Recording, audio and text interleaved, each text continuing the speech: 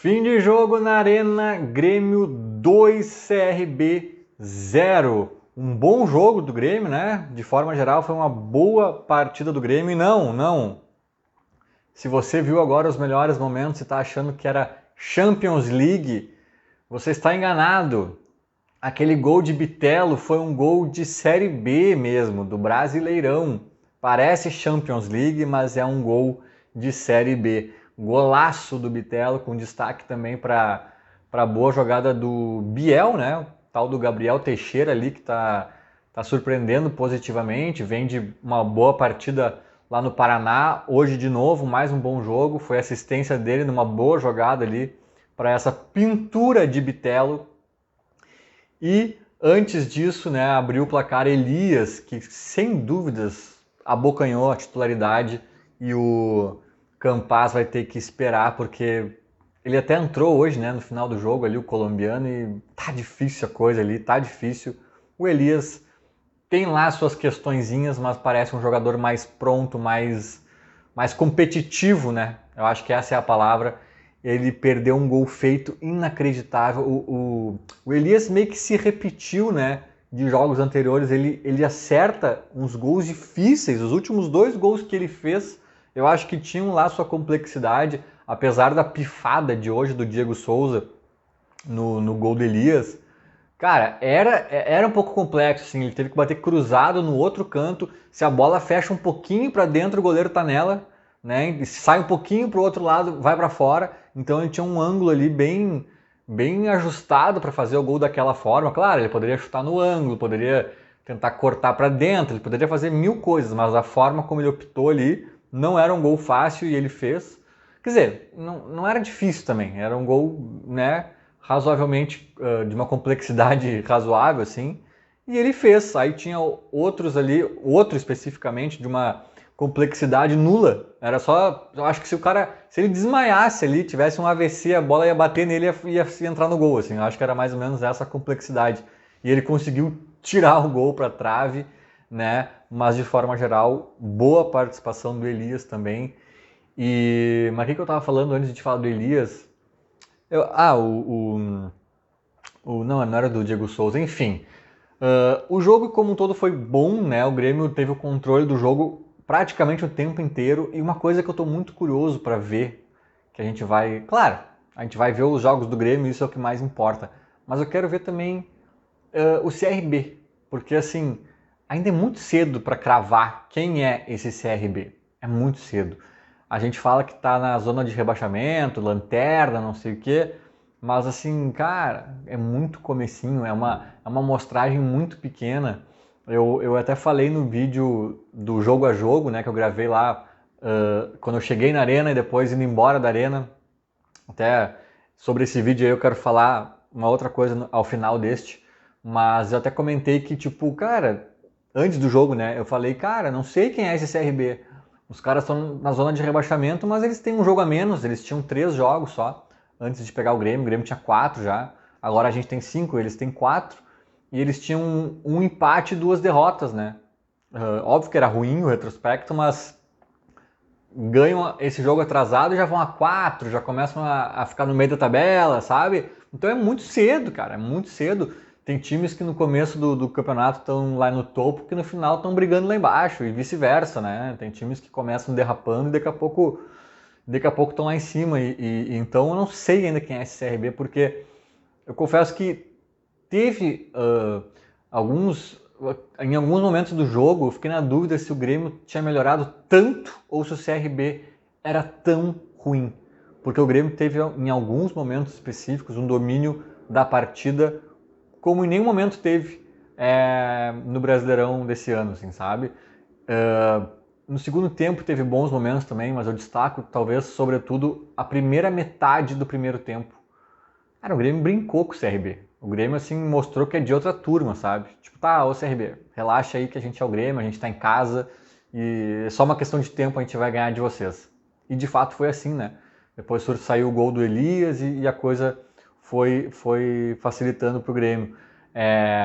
Mas também é verdade que eles estão na zona de rebaixamento, agora com 4 jogos, 3 derrotas e um empate, né? Então talvez eu tenho medo, esse receio dessa vitória ser um pouco enganosa, no sentido de que, cara, daqui a pouco o CRB cai para a Série C, perdendo de praticamente todo mundo fora de casa, né? E aí essa vitória do Grêmio até se desvaloriza um pouco. Então eu tenho esse pé atrás, essa curiosidade. Mas, por outro lado, o Grêmio sofreu contra a Ponte Preta, que também, na minha opinião, vai ser uma candidata a... Não sei se vai brigar para não cair, mas no mínimo vai ficar no meio da tabela para baixo, na minha opinião, né? Posso estar enganado. O Grêmio contra o próprio Ipiranga de Erechim, que está na série... Que série está o Ipiranga? D, de dado, talvez? Né? E o Mirassol, que esse com certeza eu sei que está na série C, de casa, né? O Grêmio penou. Aliás, do Mirassol o Grêmio foi eliminado. Série C. Né? Então, em tese, está abaixo do CRB. Né? Então, assim... mas o CRB é muito ruim, não sei o que. Pode ser. A gente ainda vai entender se de fato é. A posição da tabela de agora não diz nada, tá? Mas se for, ótimo. O Grêmio fez o que tem que fazer quando pega um time que é ruim. Né? Um time que tem suas fragilidades. Foi lá e atropelou. Poderia ser 5-0, poderia ser 4-0, poderia ser 3-1, 4-1, é verdade. Também o CRB perde um gol inacreditável. Acho que esse foi o único asterisco da tarde, assim, sabe? O Grêmio ainda se mostrou em alguns momentos vulnerável defensivamente. Não sei se tem como resolver isso, porque ofensivamente o Grêmio está criando muito e talvez seja um cobertor curto, né? Acho que não tem, o Grêmio não tem elenco para ter um time 100% equilibrado que vai amassar os caras sem sofrer uma ameaçinha sequer. Eu acho que à medida em que o Grêmio soltar, que o Roger soltar o time, obviamente vai ficar um pouco mais exposto, e na medida em que se prender muito para não ficar exposto, obviamente vai ter mais dificuldade de criação. Então acho que não tem para onde fugir muito, sabe? Mas a gente vê também um dedo do Roger ali já na organização do time, nessa questão do tripé que tanto falam. O Roger hoje respondeu, cara, da onde vocês estão vendo 3 volantes? O Bitelo, se o Bitelo, o Roger não falou isso, mas ele deu a entender, se o Bitelo é volante eu sou um astronauta, né? Porque tipo, cara, né? O cara, mas ele também faz uma função defensiva. Sim, cara, até o Diego Souza faz, né? Todo mundo em algum nível faz uma função defensiva. Agora, não é a grande função do Bitelo, né? O Bitelo, sem dúvidas, tá mais envolvido em armar o time, em pifar os caras, em até mesmo fazer gol. Então, isso é muito dedo do Roger. Acho que o Bitelo em si é um dedo do Roger, né? A organização do time à parte, a presença do Bitelo, a titularidade do Bitelo é muito dedo do Roger. Então as coisas começam a se encaixar aos pouquinhos. Enfim, tem que ver se vai ter fôlego, né? Agora, por exemplo, aquela expulsão absurda do Nicolas. Vamos de Diogo Barbosa pegar o Cruzeiro. Né? E isso que é o problema. Acho que o Grêmio ainda precisa de um elenco mais reforçado. Diga-se de passagem, né? Eu achei muito estranho isso, até comentei agora no meu Twitter. Uma expulsão estranha, que dava para ser um amarelinho tranquilamente para o Nicolas. O árbitro convicto, nem quis ver vídeo, chamar VAR, fazer nada, expulsou e acabou. Árbitro mineiro, né? Árbitro mineiro, o Grêmio pega o Cruzeiro sem o Nicolas, né? Uma função que a gente tem uma carência gigantesca ali de reserva. Mas, enfim, né? Curioso. E o gol do Elias também, pelo que estão dizendo aí, eu confesso que eu só vi umas imagens estáticas, assim, uns prints, né? Umas fotos, uns JPEGs, mas não vi a imagem em movimento de fato. Mas dizem que tá estranhíssimo esse gol anulado ali do Elias e que se for para cravar alguma coisa pela imagem ali, tá muito mais dando a entender que é gol legal do que ilegal, né? E tipo, fizeram umas linhas bizarras ali da CBF, né, do VAR e tal, que estão dando a entender dão mais a entender ainda que estava em posição legal e ainda assim foi anulado. Estranho também, muito estranho. Cara, eu acho bizarro. Eu sou um defensor do VAR, eu já discuti com muita gente sobre isso. Eu acho que o VAR, ele resolve um monte de lance que é uma injustiça estrondosa.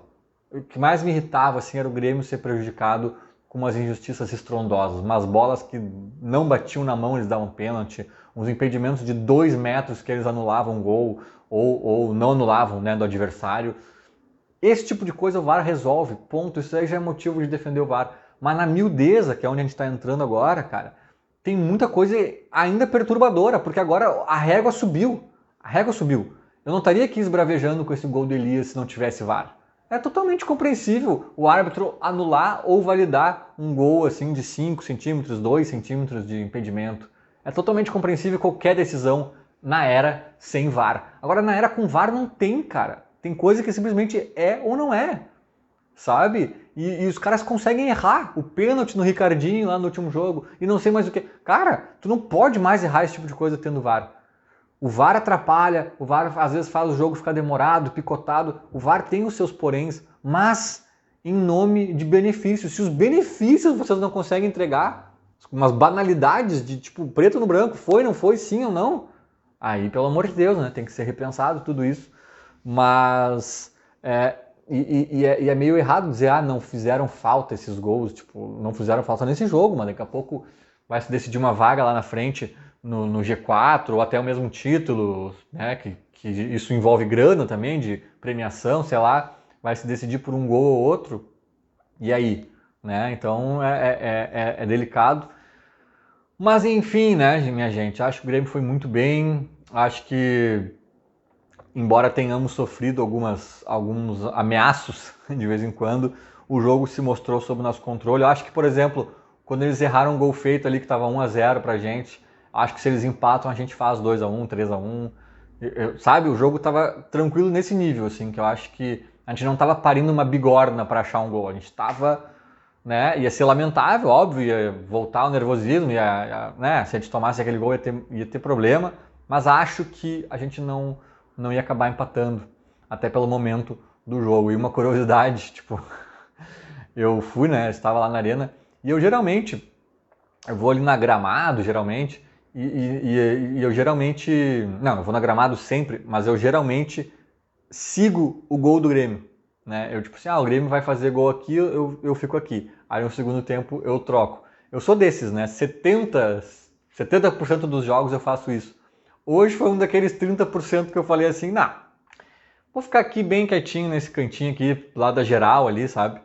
Que azar, sabe? Comecei ali, sentei ali antes do jogo começar e o Grêmio começou atacando pro outro lado, eu falei, deixa, eu vou ficar aqui.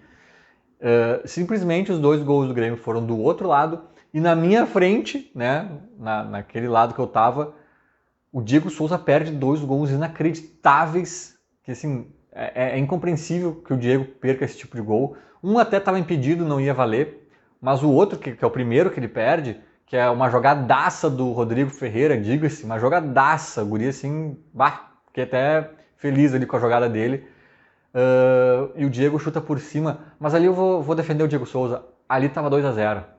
Né? Se tivesse 0-0, o Diego faria aquele gol. Quem já chutou uma bola na vida sabe do que eu tô falando. Ele ia fazer um golaço ali, ele ia estufar a rede, a bola ia entrar quase no ângulo e tal, porque tava 2-0. Eu acho que se tá 0-0 aos 40 do segundo tempo, o Diego, eu acho que ele não perde aquele gol. Minha sensação, tá? Mas daí o Diego perde esses 2 gols feitos, o Elias perde um inacreditável, que ele dribla o goleiro, se tropeça todo, chuta na trave, tudo ali na minha frente. Antes, no primeiro tempo, o cara do CRB perde um gol feito que o Jeromel salva na linha, e daí no rebote o outro cara, acho que o Reginaldo, que ele perde um mais feito ainda, que ele consegue chutar para fora meio de rosca, assim. Então os 2 gols perdidos pelo CRB na mesma jogada. O Grêmio perde pelo menos esses 3 que eu tô falando, mas perdeu outros também. Ou seja, escolhi, né, um lado para ficar ali assistindo aos gols. Foi simplesmente a goleira mais zicada da história. Mas não importa, o que importa são os 3 pontos. O Grêmio tá ali no momento que eu gravo este vídeo na liderança da Série B. Não sei se consegue ficar aí até o fim da rodada, mas no G4 certamente sim. Esse é o objetivo, esse é o foco, fincar a bandeira no G4 e dali não sair mais. Vamos que vamos, era mais ou menos isso, então feito, falou, abraço.